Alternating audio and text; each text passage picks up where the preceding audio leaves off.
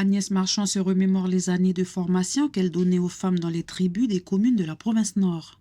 Il y a 10 ans, elle a reçu un agrément de formatrice et a parcouru les coins retirés du Nord à la rencontre de femmes désireuses d'apprendre à coudre la robe mission, une initiative mise en place par la province Nord. C'était de prendre le marché de la robe mission.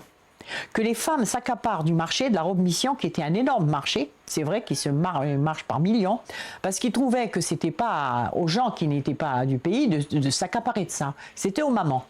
Quelques années plus tard, de nombreuses femmes du pays empruntent ce chemin et mettent leurs pieds à la pédale. Elles progressent sans bouger de chez elles. Donc là, on vient de recevoir une commande de France et justement, je vais contacter la couturière, qui est une couturière de Lifou, pour lui demander de produire ces robes mission pour que je puisse les envoyer ensuite en France. On a un système de livraison.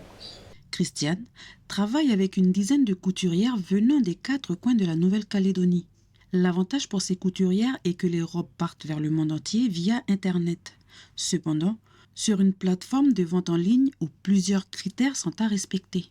De proposer sur la plateforme un produit de qualité, un produit qui est régulier et aussi un produit qui est durable, un produit qui est réparable. Donc on fait attention à la matière première qu'on utilise, que ce produit justement, il puisse servir dans la seconde main parce que on ne veut pas vendre un produit qui va vite être abîmé. L'évolution de cette démarche a vu naître des freins pour les couturières, tels que les moyens de paiement. Sur ma plateforme, par exemple, je propose 2 façons de régler la commande, par virement bancaire ou par carte de crédit. Mais lorsqu'on n'a pas de carte de crédit, eh bien, il faut trouver un autre système et quand on n'a pas de compte bancaire. Donc, les solutions, on attend justement des évolutions au niveau des solutions de paiement. Ces dernières années, le nombre de couturières professionnelles n'a cessé d'augmenter. Beaucoup créent elles-mêmes leur réseau pour vendre leurs produits en ligne.